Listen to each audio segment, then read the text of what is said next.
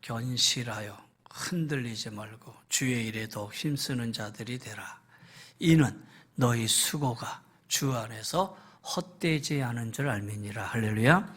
그래서 견실하자, 흔들리지 말자, 더욱 주의 일에 힘쓰자.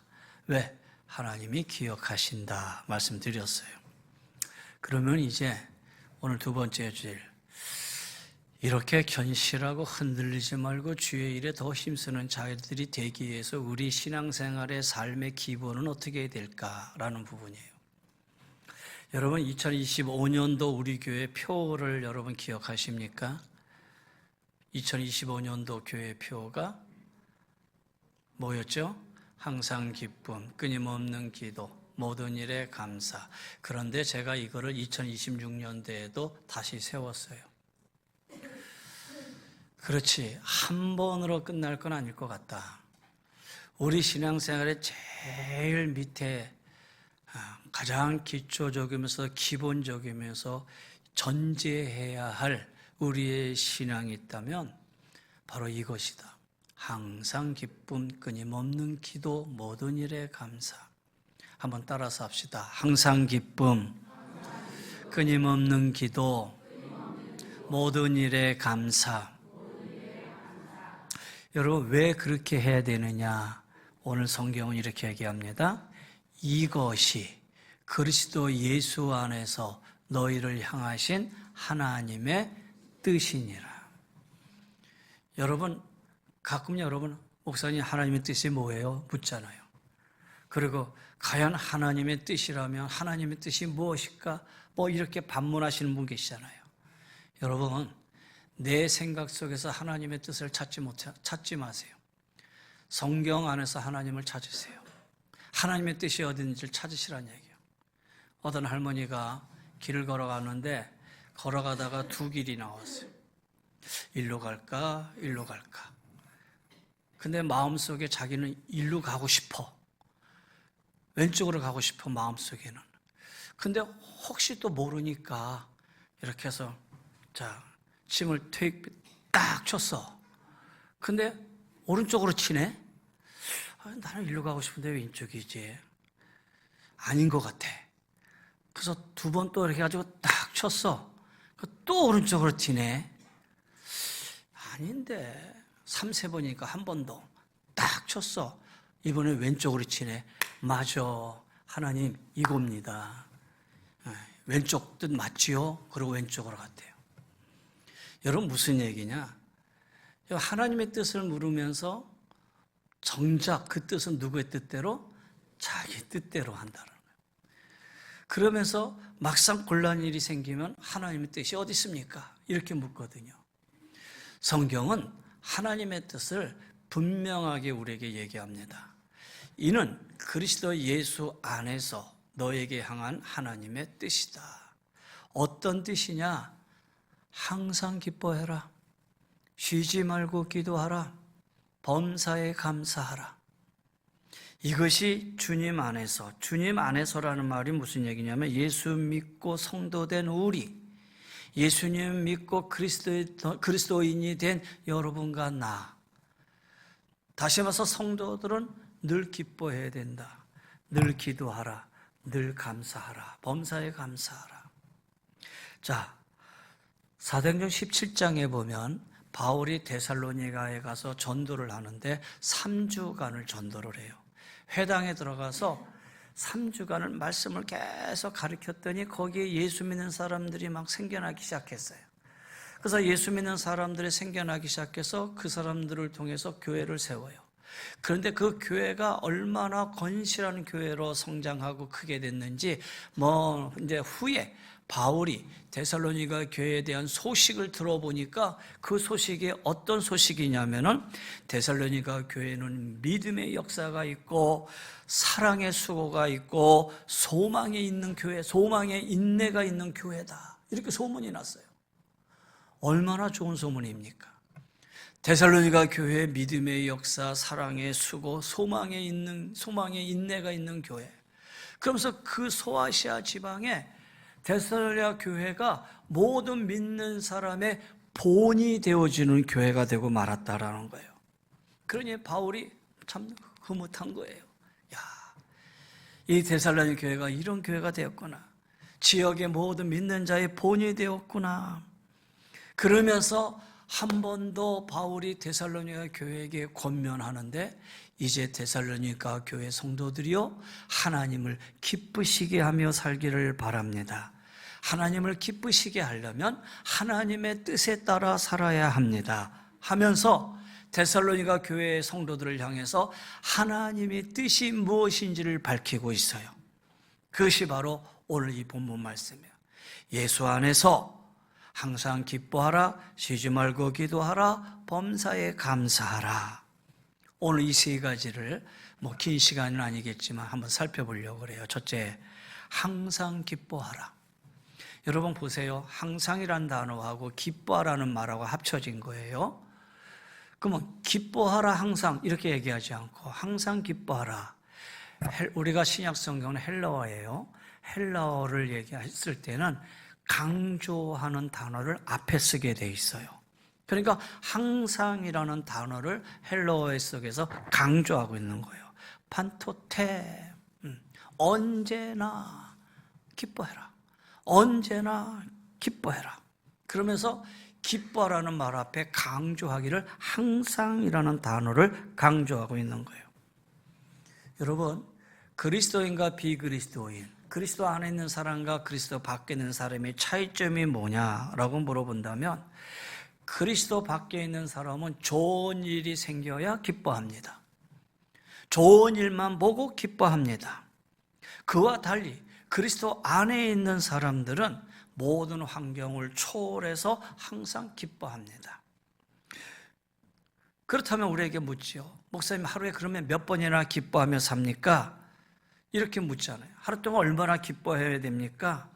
성경은 하루 동안에 얼마가 아니에요. 항상 기뻐하라라는 거예요.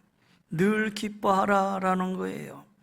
여러분, 여기 항상 기뻐하라라는 이 단어에는 단서도 조건도 없어요. 그래서 늘 언제나 변함없이 기뻐해야 한다라는 얘기예요. 여기 항상 기뻐하라. 여러분, 항상 기뻐하십시다. 이렇게 여러분에게 권하는 말씀이 아니에요. 또 여러분, 항상 기쁘게 살면 좋지 않습니까? 이렇게 여러분을 향해서 조언하는 말씀도 아니에요. 항상 기뻐하라. 이는 우리에게 명하시는 하나님의 말씀이에요. 그래서 이 말씀은 명령어로 되어 있어요. 권면하거나 조언하거나 제안하는 말씀이 아니라 항상 기뻐하라. 우리에게 기뻐하라는 말씀 속에 우리는 순종해야 할 의무가 있는 것이죠. 예수님도요, 마태복음 5장에 보면 산상수훈에서요, 우리가 예수님 하나님 믿는 것 때문에 박해를 당하고 핍박을 당해도 기뻐하라. 왜? 하늘의 상이 크기 때문이다 그랬어요. 그래서 사도행전 5장에 보면은 초대 사도들이 나가서 복음 전할 때 복음 전하는 가운데 막 핍박받고 어려움을 당했는데 그들은 오히려 기뻐했다 그랬어요. 또 히브리서 10장에 보면은 성도들이 박해를 받아서 가지고 있는 소유를 다 빼앗긴다 하더라도 기뻐해라. 왜? 내가 가지고 있는 것보다 더 연구하고 더 낮고 영원한 소유가 우리에게 있는데 그것이 곧 하늘나라, 하늘나라의 시민권이다라는 거예요. 그래서 그들은 박해를 받으면서도 핍박을 받으면서도 모든 걸 다 빼앗기면서도 그것 때문에 슬퍼하지 않고 그것 때문에 낭망하지 않고 오히려 기뻐했다라는 거예요. 여러분, 오늘 데살로니가 전서를 쓴 사도 바울 보세요. 사도 바울은 몸에 가시가 있었다고 그랬어요. 몸에 가시가 있었다는 말은 여러분 뭐 이렇게 찔리는 가시가 있는 게 아니라 이 말은 몸에 질병을 가지고 있었다라는 거예요. 몸에 질병을 가지고 있어서 하나님 앞에 하나님 이 병을 고쳐주세요 라고 3번이나 간구했어요. 근데 하나님이 고쳐주질 않았어요. 여러분 같았으면 하나님 도대체 왜 내 병을 안 고쳐주십니까? 하나님 이 병을 고쳐주셔야 내가 하나님 일도 더 하고, 이 병을 고쳐주셔야 내가 전도도 하고, 내가 건강해야 이런저런 일도 하지 않겠습니까? 오직 이렇게 얘기할 수 있잖아요. 사도 바울 같은 경우는 더 그렇게 얘기할 수 있어요. 왜냐하면 사도 바울은 여기저기 다니면서 전도하는 게 아니라 수백 리를 다니면서 전도하는 사람이에요. 그런데 몸이 아픈 가운데 전도하러 다닌다 얼마나 힘들겠어요. 사람들이 볼 때는 야, 내 몸이나 고치고 전도 다녀, 내 몸이나 고치고 일해, 이렇게 얘기할 수도 있잖아요. 그래서 바울은 그 말이 맞는 것 같아. 그래서 하나님 앞에 엎드려서 하나님 이 병을 고쳐주세요, 이 병을 고쳐주세요, 이 병을 고쳐주세요 라고 3번이나 하나님 앞에 간구했다라는 거예요. 바울을 통해서 고침받는 사람은 많았는데 정작 자신은 고침이 없어요. 3번이나 간구하는 가운데에 바울이 하나님의 은혜를 깨달아요. 그 깨달음이 고린도후서 12장 9절 말씀이에요. 하나님이 바울에게 깨달음을 주신 말씀을 바울은 이렇게 기록하고 있어요. 나에게 이르시기를 하나님이 말씀하셨다는 얘기잖아요. 하나님이 깨달음을 주셨다는 거잖아요. 내 은혜가 내게 족하도다. 내 능력이 약한 데서 온전하여짐이라 하신지라. 그러므로 도리어 크게 기뻐함으로. 바울아, 내가 너를 고쳐줄게. 아, 하나님 감사합니다. 이게 아니야. 네 은혜가 내게 좋게. 내 능력이 약한 데서 온전해지는 거야. 이 말을 했는데 바울은 기뻐했다가 아니라 크게 기뻐했다. 그러면서 하는 말이 나의 여러 약한 것들에 대하여 자랑하리니. 여러분, 이게 자랑거리가 됩니까? 어떻게 약한 것이 자랑입니까? 그런데 바울은 약한 것을 자랑한대요. 그러면서 그 이유를 그리스도의 능력이 내게 머물게 하려 함이니라. 나는 약해. 나는 보잘것없어. 그런데 하나님이 나에게 힘 주시고 능력 주시고 나와 함께 주셔서 이 병든 몸이지만 일어나 나가서 전도할 수 있고, 일어나 나가서 말씀 전할 수 있고, 일어나 나가서 행할 수 있다라는 거예요. 나는 약하지만 내가 가장 약할 때에 그래서 주님의 능력이 나에게 머물러 있다라는 거예요. 그래서 10절에 보면은 그러므로 내가 그리스도를 위하여 약한 것들과 능력과 핍박과 곤고를 기뻐하나니 내가 약한 그때가 강함임이라 그랬어요. 바울은 자신의 약함이 오히려 하나님의 강함이다라고 선언하고 있어요. 그래서 내가 약할 그때가 하나님의 능력이 내 안에서 온전해지는 것이다 라고 얘기하고 있어요. 그래서 바울은 내가 항상 기뻐한다.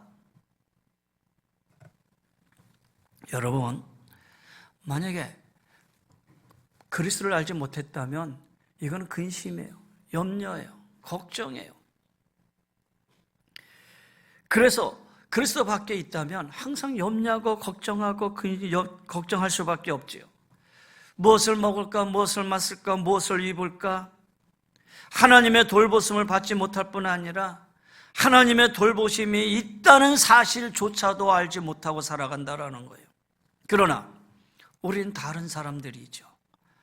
하나님이 우리의 보호자가 되시고 우리를 늘 지키시고 돌봐주시고, 예수님이 우리와 함께 계시고 우리를 늘 거느리고 계시고, 성령님이 우리의 보혜사가 되어주셔서 늘 우리를 도우시고, 그래서 우리는 기뻐해야 된다라는 거예요. 한 말씀만 더 볼까요? 시편에 있는 말씀 열어주세요. 주께서 내 마음에 두신 기쁨은, 잘 보세요. 하나님이 내 마음에 두신 기쁨은 어떤 기쁨이냐? 그들의 곡식과 새 포도주가 풍성할 때보다 더하나이다. 여러분, 두 단락으로 나눠야 돼요. 그들의 곡식과 새 포도주가 풍성하다라는 말은 세상의 기쁨이에요. 세상 사람들은 내가 많아야 기뻐, 내 창고가 가득 차야 기쁘고, 내 통장에 돈이 많아야 기쁘고, 내가 하는 일이 잘 풀려져야 기쁘다라는 거예요. 그래서 곡식과 새 포도주가 풍성하여 기쁘다라는 거예요. 그런데 나는 새 포도주와 그 다음에 곡식이 풍성한 것보다 더 큰 기쁨이 있다. 그 기쁨이 뭐예요? 주님이 나와 함께하는 기쁨이다. 우리 마음에 주님이 기쁨을 주셨기 때문에 이 기쁨은 세상의 그 어떤 것들보다 견줄 수 없다라는 거예요. 그래서 나는 주님 안에서 기뻐할 수 있다라는 고백이죠. 사랑하는 성도 여러분, 주님이 우리의 마음에 기쁨을 주셨습니다. 할렐루야. 영원한 기쁨입니다. 돌이켜보세요. 구원받은 은혜 늘 기뻐할 수밖에 없잖아요. 하나님의 자녀로 살아갈 수 있는 은혜 늘 기뻐할 수밖에 없잖아요. 내가 가진 건 내가 인 줄 알았는데 돌이켜보니 그것이 다 하나님의 은혜였구나 생각하면 감사할 수밖에 없잖아요. 그런데요, 마귀는 무슨 방법을 통해서든지 우리 안에 기쁨을 빼앗으러 갈거 할 겁니다.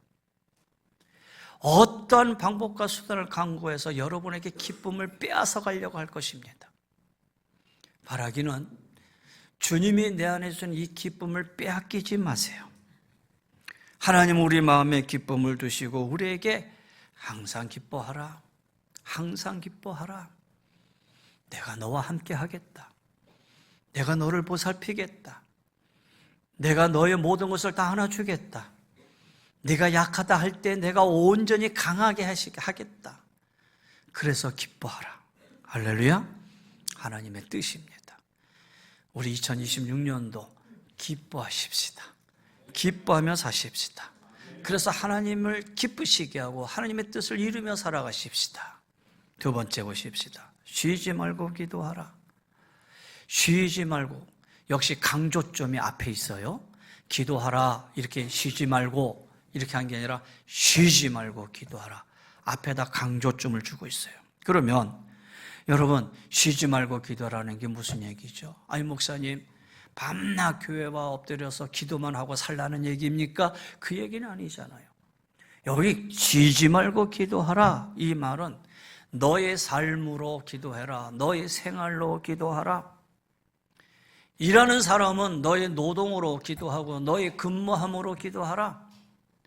집에서 가사일을 하는 주부면 가사일 하면서 가사일로 기도하고, 공부하는 학생이면 공부함으로 기도하라라는 거예요. 학업함으로 기도하라라는 거예요. 우리의 생활 자체가 기도하는 삶이 되어라라는 거예요. 마치 하루 얼마나 숨을 쉬어야 됩니까? 여러분에게 묻습니다. 여러분 몇 번 하루에 얼마만큼 숨을 쉬고 사십니까? 살아있는 사람은 24시간 숨을 쉬지 않고는 살 수 없어요. 숨을 쉬어야 되잖아요. 마찬가지로 그리스도 안에서 살아있는 영혼은 쉬지 않고 기도해야 된다. 이 말은 뭐냐? 기도를 우리 영혼의 호흡이다라고 말하는 이유가 여기 있는 거예요. 기도의 본질적인 의미는 하나님과 교통하는 게 기도의 본질적인 의미입니다. 다시 말해서 내 힘을 의지하지 아니하고 하나님을 의지하는 겁니다. 모든 일에 하나님 함께 하십니다. 하나님을 바라보는 겁니다. 그래서 우리는 쉬지 말고 기도할 수 있다는 거예요. 여러분, 우리 그리스도인들은 그래서 우리의 삶이 늘 기도의 삶이 되어야 된다는 거예요. 하나님이 우리에게 명하시는 말씀이에요. 그러면 쉬지 말고 기도해야 되는 이유가 있어요. 주님이 이렇게 말씀하셨어요. 겟세마네 동산에서 예수님 제자들을 데리고 올라가면서 시험에 들지 않게 깨어 기도하라 그랬어요. 시험에 들지 않게 깨어 기도하라. 이 말은 뭐예요? 네가 시험에 들 때는 깨어 기도하지 않기 때문이다라는 거예요. 겟세마네 산에 오르기 전에 예수님이 제자들에게 분명히 경고합니다. 오늘 밤 너희가 나를 다 버리리라. 그랬더니 베드로가 나서서 주님, 모두 주를 버릴지어라도 나는 주님을 결코 버리지 않겠습니다. 예수님 말씀하십니다. 오늘 밤 네가 나를 다 울기 전에 3번 나를 부인하리라. 그랬더니 베드로가 더 힘있게 얘기합니다. 내가 주와 함께 죽을지언정 주를 부인하지 않겠습니다. 제자들도 똑같이 얘기를 했어요. 스스로를 과신했어요. 예수님이 그들에게 경고하셨는데도 불구하고 다시 말해서 그래? 그렇다면 깨워 기도해야 돼 라고 분명히 말씀하셨음에도 불구하고 겟세마네 동산에 가자마자 그들은 잠들어 버리고 말았어요. 깨어있지를 못했어요. 깨어 기도하지 못한 그들이 어떻게 돼서 결국 다 시험 들었어요. 예수님이 십자가에 달리자 제자들은 다 예수님을 버리고 도망갔고요. 베드로 다 울기 전 3번이나 예수님을 부인했어요. 기도하지 않았기 때문에요. 그들 모두가 다 시험 들고 만 거예요. 여러분 돌이켜보세요. 왜 우리가 지난날 시험에 들었느냐? 왜 우리가 믿음에 약해졌느냐? 우리의 믿음과 신앙이 사라진 이유가 어디 있느냐? 하나예요. 깨어 기도하지 못했기 때문에. 우리의 삶 자체가 기도가 아니었기 때문이라는 거예요. 그래서 주님은 깨어 기도하라. 사도 바울은 쉬지 말고 기도하라. 그리스도 예수 안에서 너희를 향하신 하나님의 뜻이다. 두 번째, 왜 기도해야 됩니까? 산상수훈에서 예수님이 이렇게 말씀하셨어요. 너희 중에 누가 아들이 떡을 달라 하면 돌을 주고 생선을 달라 하면 뱀을 줄 사람이 있겠느냐? 악한 부모라도 자식에게 나쁜 거 줄 일 없어. 떡을 달라 하면 돌을 줄 부모 없다라는 거예요. 생선 달라는데 뱀을 줄 부모 없다라는 거예요. 그러면서 하시는 말씀이 하물며 하늘에 계신 하나님 너희에게 가장 아버지께 구하는 자에게 가장 좋은 곳으로 주시지 않겠느냐? 기도하는 자에게 하나님 주신다는 거예요. 우리의 삶 자체가 기도가 되어서 기도하는 그를 하나님이 외면하시겠느냐라는 거예요. 야고보서 4장 2절의 말씀은 우리가 얻지 못하면 하나님께 구하지 않았기 때문이다 그랬어요. 그래서 하나님 앞에 기도하며 살아야 된다라고 얘기하고 있어요. 누가복음 18장 1절에 보면 예수께서 그들에게 항상 기도하고 낙심하지 말아야 할 것을 비유로 말씀하시되, 이 말은 뭐냐면 예수님이 비유로 말씀하셨는데 한 불의한 재판관이 있었어요. 불의한 재판관에 한 가부가 와서 나를 좀 이 문제를 해결해 주세요라고 간구했는데 이 재판관이 외면을 해요. 그런데 이 가부가 매일매일 와서 원한을 풀어달라고 그 재판관에게 간구하자 재판관이 귀찮아서 가부의 원한을 풀어줬다라는 거예요. 그러면서 예수님이 이렇게 말씀하셔요. 하물며 하나님께서 그 밤낮 매일매일 우리의 삶 자체가 기도가 되어서 기도하는 그들의 부르짖는 기도를 하나님이 들어주지 아니하시겠느냐? 하나님이 오래 참으시겠느냐? 우리가 기도해야 할 이유가 여기에 있어요. 하나님의 선하심과 인자하심은 영원합니다. 그래서 하나님은 언제나 가장 좋은 때에 우리에게 가장 좋은 곳으로 주시길 원하고 계셔요. 돌을 달라 하는데 하나님은 우리에게 떡을 주시고, 뱀을 달라고 해도 하나님은 우리에게 생선을 주시는 분이시다라는 거예요. 그래서 우리는 연약해서 때로는 마땅히 구할 바를 알지 못하지만 성령이 우리의 연약함을 도우시면서 우리를 위하여 친히 간구하고 계시고 하나님의 뜻대로 지금도 우리를 위해서 간구하고 계신다라는 거예요. 사랑하는 성도 여러분, 2026년도 기도의 삶으로 사십시다. 여러분의 삶 자체가 기도가 되시고요. 삶 자체의 기도 속에서 정말 내가 하나님 앞에 간구하고 싶음이 있으면 시간을 내어서 주님 앞에 나와 더 간절히 기도하시고요. 그래서 예수님 안에서 하나님의 뜻을 이루어 나가고 예수님 안에서 하나님 우리에게 주시는 것을 응답받고 살아갈 수 있는 참된 믿음의 성도가 되시기를 주의 이름으로 간절히 축원합니다. 마지막 세 번째입니다. 범사에 감사하라. 역시 어디에 강조하고 있습니까? 범사. 모든 일입니다. 모든 일. 여기에 감사하라는 얘기예요. 여기에 역시 단서나 조건도 없습니다. 그냥 모든 일에 감사라는 얘기입니다. 이거 역시 예수 그리스도 안에 있는 사람과 그리스도 밖에 있는 사람의 분명한 차이입니다. 로마서 1장 21절의 말씀 보면 예수 밖에 있는 사람들 하나님께 감사하지 않습니다. 왜 그러냐? 은혜를 모르기 때문에요. 그러다가 어떤 일이 잘 되면요, 그것이 자기가 잘해서 그렇게 생각을 해요. 내가 잘해서 그렇게 된 줄 안다라는 거예요. 어떤 일이 잘못되면은 하나님의 선한 뜻을 모르기 때문에 불평하고 원망하고, 그래서 예수 밖에 있는 사람들 범사에 감사하는 게 아니라 그들의 입에는 늘 범사가 원망이고 매사가 불평이다라는 거예요. 그러나 주님 안에 있는 사람 모든 것이 하나님의 은혜예요. 왜냐? 모든 것이 합력하여 선을 이루실 것을 알고 있기 때문이다라는 거예요. 그래서 예수 안에 있는 사람은 모든 일에 감사하는 거예요. 내 생각과 내 뜻대로 되지 않았다 하더라도 하나님의 생각, 하나님의 뜻은 또 다른 곳에 있는 줄 믿습니다. 협력하여 선을 이루게 하옵소서. 감사합니다. 이것이 바로 오늘 우리의 기도가 되어야 되지 않겠느냐라는 거예요. 그래서 이 범사에 감사에 우리는 순종해야 됩니다. 우리는 큰 일이든 작은 일이든 또 일상적으로 일어나는 일이든 간에 평범한 일에 늘 감사하며 살아야 된다는 거예요. 좋은 일에도 감사하고 좋아보지 않는 일에도 감사해야 돼요. 어떤 사람이 묻습니다. 왜 장미에 가시를 주셨습니까? 하나님 말씀하십니다. 야, 나는 장미에 가시를 준 게 아니라 꽃을 줬어. 이렇게 말씀하십니다. 그렇잖아요. 가시를 바라볼 게 아니라 우리에게 주어진 아름다운 꽃을 바라봐야죠. 그러니 가시를 바라보면 우리가 불평하고 불만할 수 있지만 꽃을 바라보면 감사할 수 있는 거예요. 여러분, 감사하며 사시기를 바랍니다. 예를 한번 들어보지요. 다니엘을 보세요. 다니엘 6장에 보면 자, 이런 말씀이 있습니다. 여러분 잘 아는 말씀이에요. 다니엘이 이 조소의 왕의 도장이 찍힌 것을 알고도 이 조소의 왕의 도장이 찍혔다 하는 말은 다니엘을 시기해서 이제는 왕 외에 다른 사람 앞에 절하지 못하도록 그들이 그냥 왕을 이렇게 구워 삶았잖아요. 그러니까 왕이 좋아가지고 그래 나한테만 절해야지 다른 데 절하면 그 사람은 이제 큰 범죄를 행한 일이야. 도장을 찍었어요. 그런데 다니엘은 이미 알았어요. 왕이 도장을 찍었다? 야, 이게 큰일 났구나.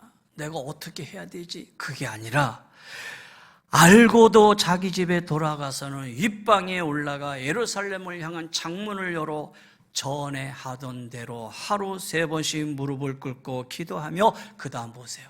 하나님께 감사하였더라. 감사할 그 내용입니까? 하나님, 내가 비록 이국 땅에 와 있다 하더라도 이것만은 막아주셔야지요. 여러분, 그렇게 기도해도 되는데 다니엘은 다 알면서도 전에 하던 대로 창문을 열어놓고 기도하며 하나님께 감사하였더라. 그 감사의 결과가 무엇입니까? 그들의 시기에 의해서 다니엘은 사자굴에 들어갔어요. 그러면 사자굴에 들어간 결과는 무엇입니까? 하나님이 사자의 입을 막아주셨어요. 그리고 사자굴에서 다시 노임을 받았어요. 그리고 왕이 오히려 다니엘아, 네 하나님이 참 하나님이다. 내가 믿는 신이 참 신이다. 오히려 이방의 왕을 통해서 하나님이 하나님임을 인정하게 됐어요. 무슨 얘기입니까? 모든 것이 합하여 선을 이루신 것이다 라는 거예요. 여러분, 경우에 따라서 우리가 보기에는 좋지 않은 일이 생길 수 있어요. 그러나 실상은 그저 그 일이 일시적으로 우리에게 좋지 않게 여겨질 따름일 거예요. 살아계신 하나님 역사하심으로 궁극에 가서는 그 일이 우리에게 선이 될 것이다 라는 거예요. 그래서 하나님의 뜻을 따라 그리스도 예수인 사람은 범사에 감사해야 돼요. 골로새서 2장 7절에 보면 우리 모두에게 감사하며 늘 넘치기를 바란다라고 바울은 얘기하고 있어요. 사랑하는 성도 여러분, 감사하며 살아가는 모든 일에 감사해 보시기를 바랍니다. 하나님의 뜻을 이루며 살아가시기를 바랍니다. 말씀을 정리해 보려고 합니다. 항상 기뻐하라. 쉬지 말고 기도하라. 범사에 감사하라. 그리스도 예수 안에서 너희를 향하신, 나를 향하신 하나님의 뜻이다. 여러분, 이 세 가지 2025년도 무심코 지나갔다면 2026년도 다시 한번 기억하셔서 여러분 주보를 볼 때마다 주보 맨 앞에 우리 교회에 2가지가 나와 있어요. 주보만 앞에 보면은 항상 기쁨, 끊임없는 기도, 모든 일에 감사 이렇게 나와 있고요. 밑에 보면은 은혜제일교회 사명 선언문 교회 존재 목적 이렇게 써 있어요. 작은 길로 써 있지만은 이 작은 길을 한 번씩 쭉 묵상해 보시고요. 그래서 우리의 신앙생활이 어떻게 살아가야 되는지, 내가 신앙생활하고 있는 하나님의 몸된 교회가 어떤 사명을 가지고 있는지 여러분 한번 돌이켜보면서 하나님의 뜻을 이루고 하나님을 기쁘시게 하는 귀한 성도의 삶이 되시기를 주의 이름으로 간절히 권면하며 축원합니다.